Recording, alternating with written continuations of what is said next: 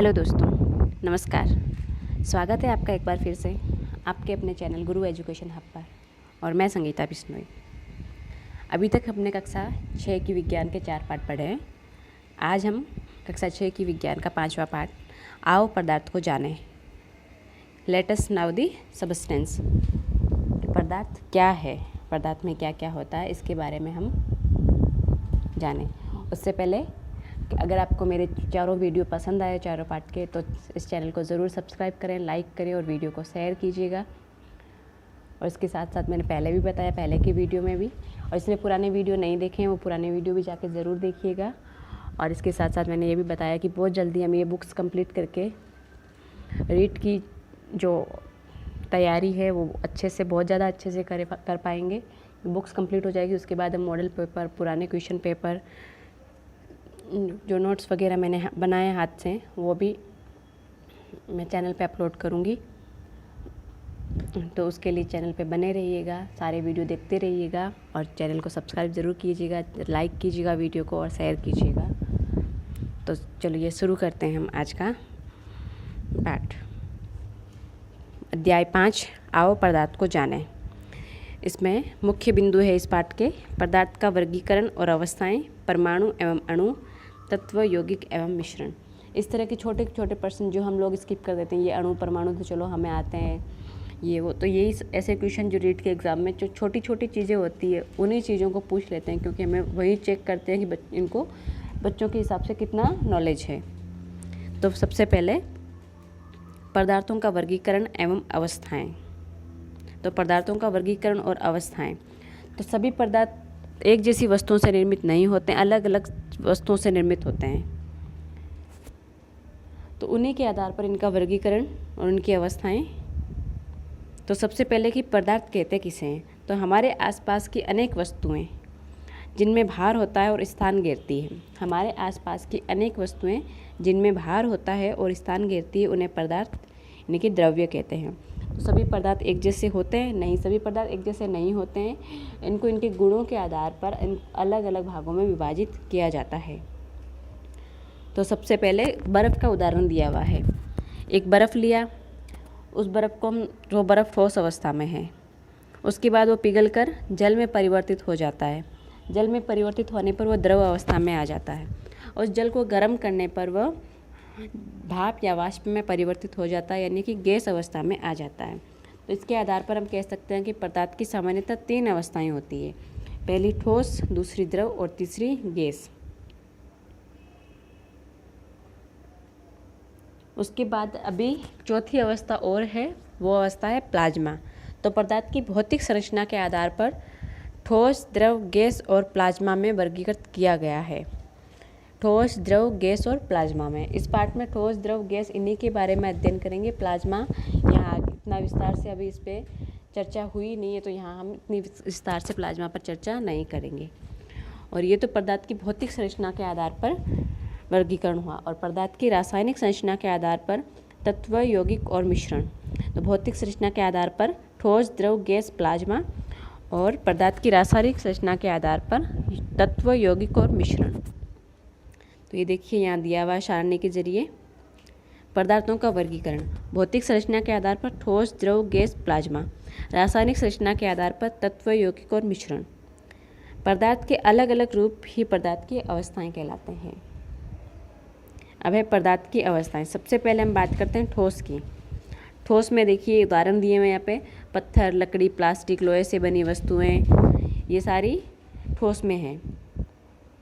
तो ठोस के गुण क्या क्या होते हैं? ठोस की आकृति और आयतन दोनों निश्चित होते हैं और उनके कण अत्यधिक पास पास होते हैं, जिसके कारण हम ठोस वस्तु को दबाएंगे तो वह दबती नहीं है।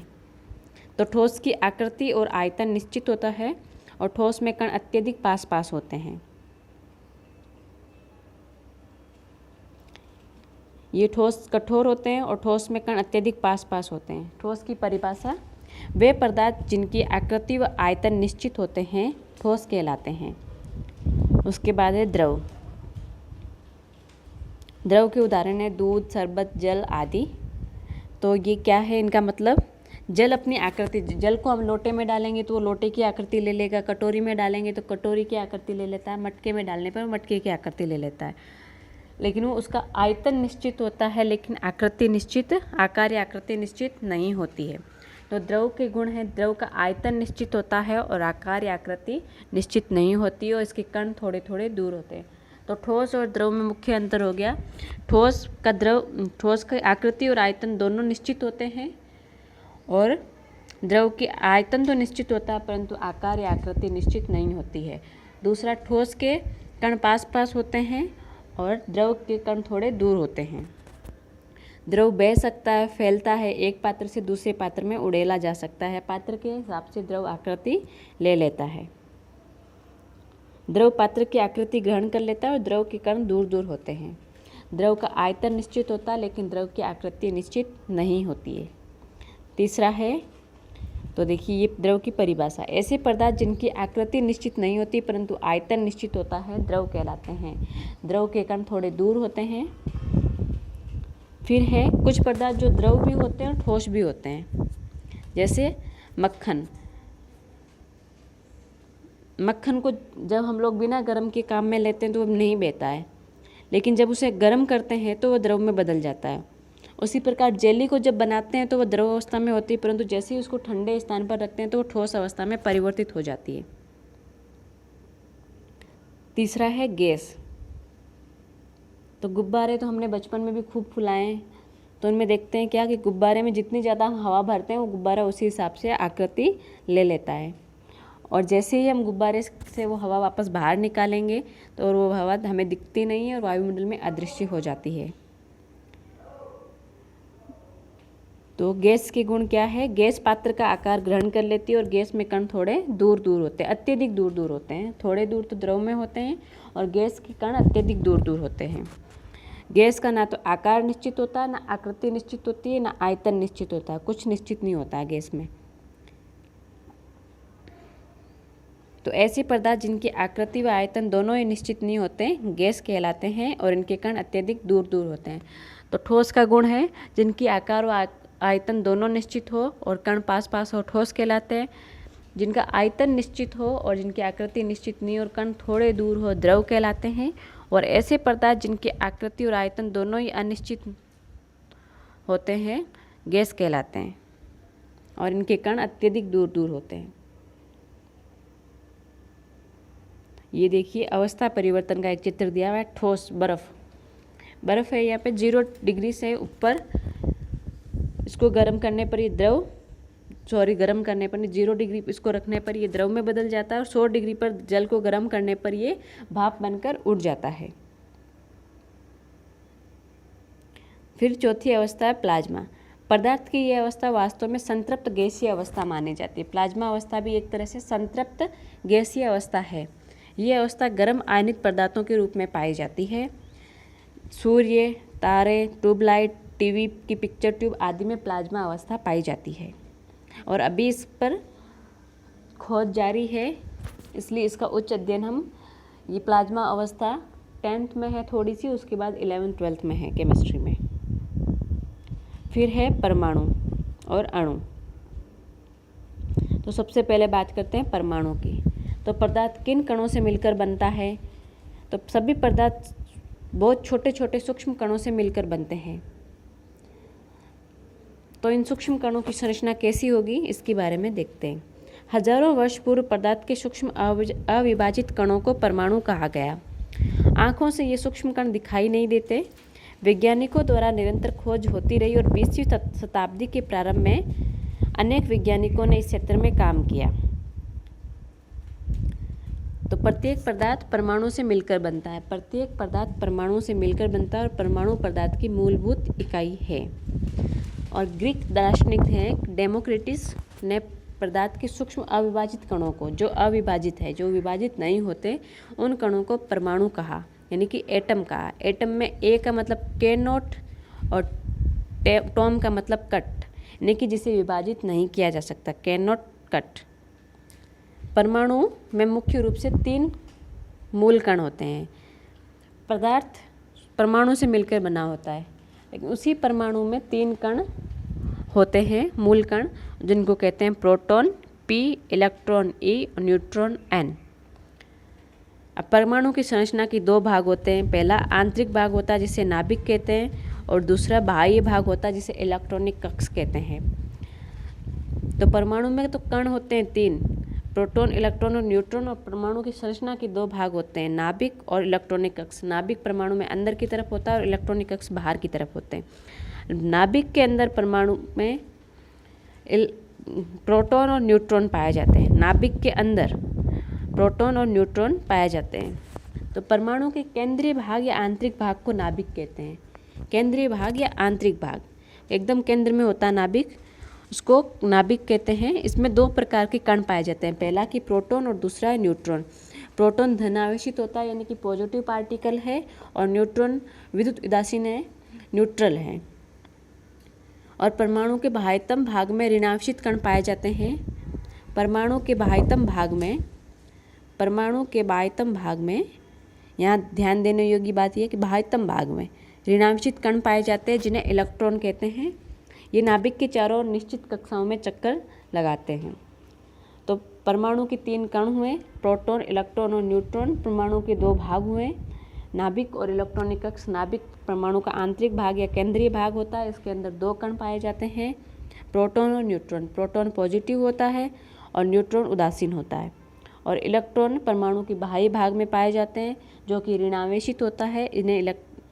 परमाणु के बाह्यतम भाग में पाए जाते हैं इलेक्ट्रॉन, जो कि ऋणावेशित होते हैं और नाभिक के चारों निश्चित कक्षाओं में चक्कर लगाते हैं। तो परमाणु किसी पदार्थ का वह सूक्ष्मतम कण है जो अधिकांशतः स्वतंत्र अवस्था में नहीं रह सकता, और इसमें पदार्थ के गुण मौजूद रहते हैं।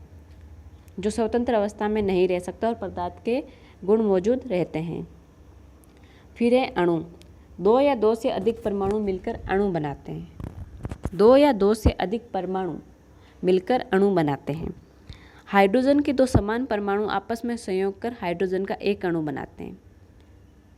तो हाइड्रोजन के 2 परमाणु लिए हैं, दोनों परमाणुओं के संयोग से हाइड्रोजन का एक अणु बना है। उसी तरह हाइड्रोजन के 2 परमाणु और ऑक्सीजन का एक परमाणु मिलकर जल का एक अणु बनता है। हाइड्रोजन के 2 परमाणु और ऑक्सीजन का एक परमाणु बराबर जल का एक अणु, H2 और O, H2O।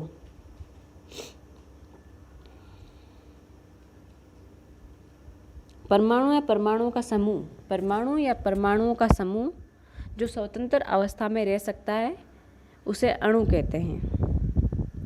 उसके पश्चात है रासायनिक गुणों के आधार पर पदार्थ का वर्गीकरण, तत्व, यौगिक एवं मिश्रण। आपने अपने आसपास अनेक पदार्थों को देखा या अनुभव किया होगा, जैसे कि लोहा, तांबा, एल्यूमिनियम, सोना, शक्कर, नमक, जल, वायु, हाइड्रोजन, ऑक्सीजन, कार्बन डाइऑक्साइड, पीतल। इनमें से कुछ पदार्थ तत्व है तो कुछ यौगिक है और कुछ मिश्रण है। अब तत्व कौन से हैं, यौगिक कौन से हैं, मिश्रण कौन से, इसके बारे में हम कैसे पता करेंगे। सबसे पहले तत्व, एलिमेंट्स। शुद्ध तांबा, लोहा, एल्यूमिनियम, सोना, ऑक्सीजन आदि एक ही प्रकार के परमाणु से बने होते हैं, इन्हें तत्व कहते हैं। किसी तत्व के सभी परमाणुओं के गुण समान होते हैं। तत्व के अन्य उदाहरण कार्बन, सल्फर, चांदी आदि हैं। जो एक ही प्रकार के परमाणु से बने होते हैं वो एलिमेंट यानी कि तत्व कहलाते हैं, एक ही प्रकार के परमाणु से बनने वाले। जैसे कि तांबा, लोहा, एल्यूमिनियम, सोना, ये सभी एक ही परमाणु से बने हैं। इनमें सभी परमाणुओं के गुण समान हैं। ये तत्व की श्रेणी में आ जाते हैं। उदाहरण है कार्बन में कार्बन के परमाणु हैं, सल्फर में सल्फर के परमाणु हैं, एल्यूमिनियम के परमाणु हैं। ये सभी एक ही प्रकार के परमाणु से मिलकर बने होते हैं, इसलिए इन्हें तत्व कहते हैं। तो तत्वों में एक ही प्रकार के परमाणु होते हैं और सभी परमाणुओं के गुण समान होते हैं। उसके पश्चात है रसायन की भाषा, केमिस्ट्री की लैंग्वेज में तत्वों को कैसे लिखेंगे। तो अभी तक जितने भी तत्व ज्ञात हैं उनको आवर्त सारणी में एक व्यवस्थित रूप में लिखा गया है और उनको अंग्रेजी की वर्णमाला, अंग्रेजी अल्फ़ाबेट के हिसाब से एक अक्षर में या 2 अक्षर में या 3 अक्षरों में उनको दर्शाते हैं। जैसे कि ये सारणी दी हुई है तत्वों के प्रतीक के रूप में। हाइड्रोजन को H, carbon C, fluorine F, nitrogen N, phosphorus P, sulphur S, oxygen O, potassium K, gold Au, aluminium Al, bromine Br, calcium Ca, chlorine Cl, magnesium Mg, sodium Na, copper Cu, iron Fe, चांदी Ag और पारा Hg और cobalt Co। यहाँ देखिएगा, यहाँ ये बात ध्यान देने योग्य है कि यहाँ पहला अल्फ़ाबेट बड़ा है और दूसरा अल्फ़ाबेट छोटा है। तो फर्स्ट अल्फ़ाबेट प्रतीक चिन्हों के रूप में बड़ा रहता है और दूसरा छोटा होता है। फिर है यौगिक। दो या दो से अधिक परमाणुओं को निश्चित अनुपात में रासायनिक क्रिया द्वारा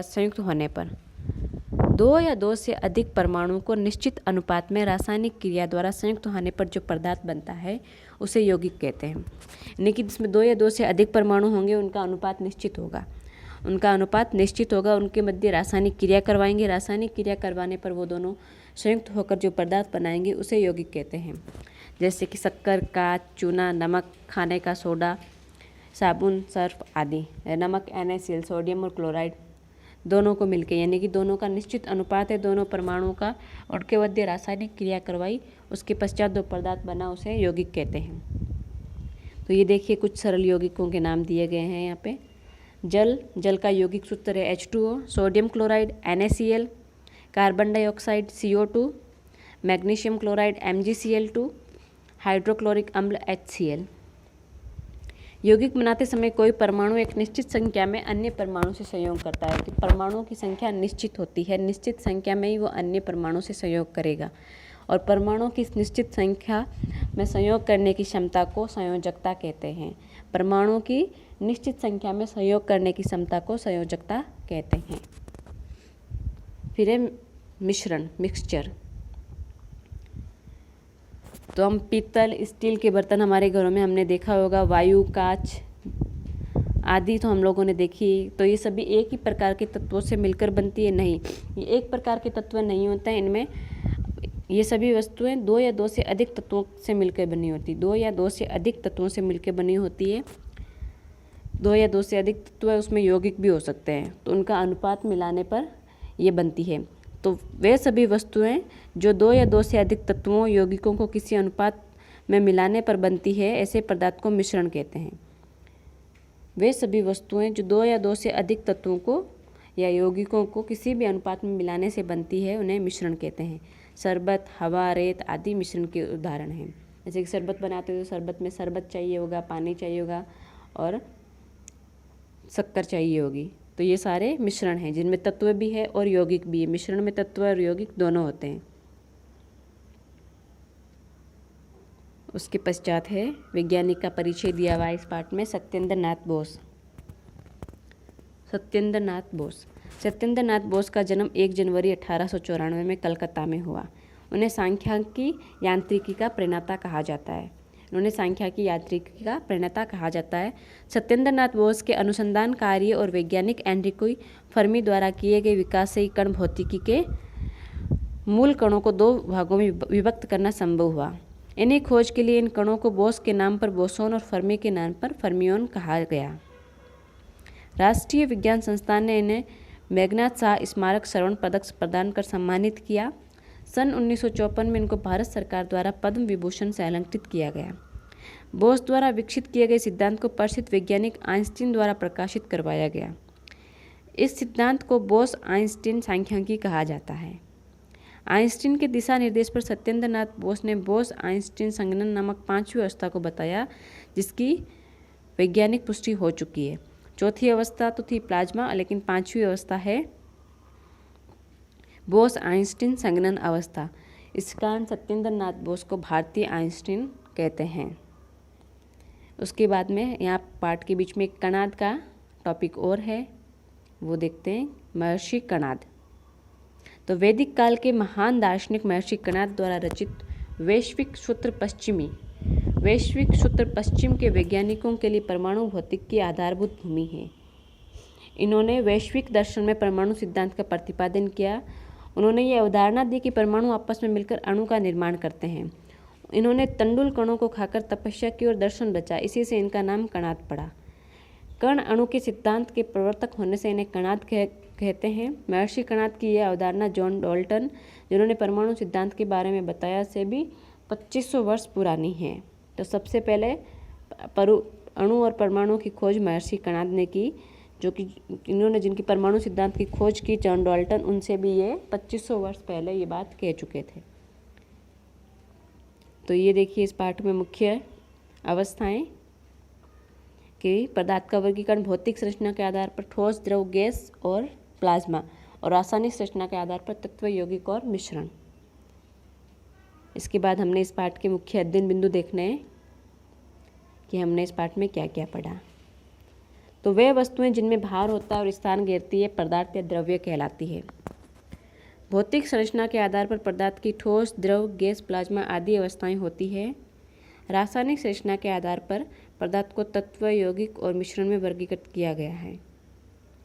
ठोस पदार्थ की आकृति व आयतन निश्चित होते हैं। द्रव का आयतन तो निश्चित होता है परंतु आकृति निश्चित नहीं होती है। गैस पदार्थ की आकृति व आयतन दोनों ही अनिश्चित होते हैं। परमाणु पदार्थ की मूलभूत इकाई है। परमाणु के दो भाग होते हैं, बाह्य भाग और आंतरिक भाग।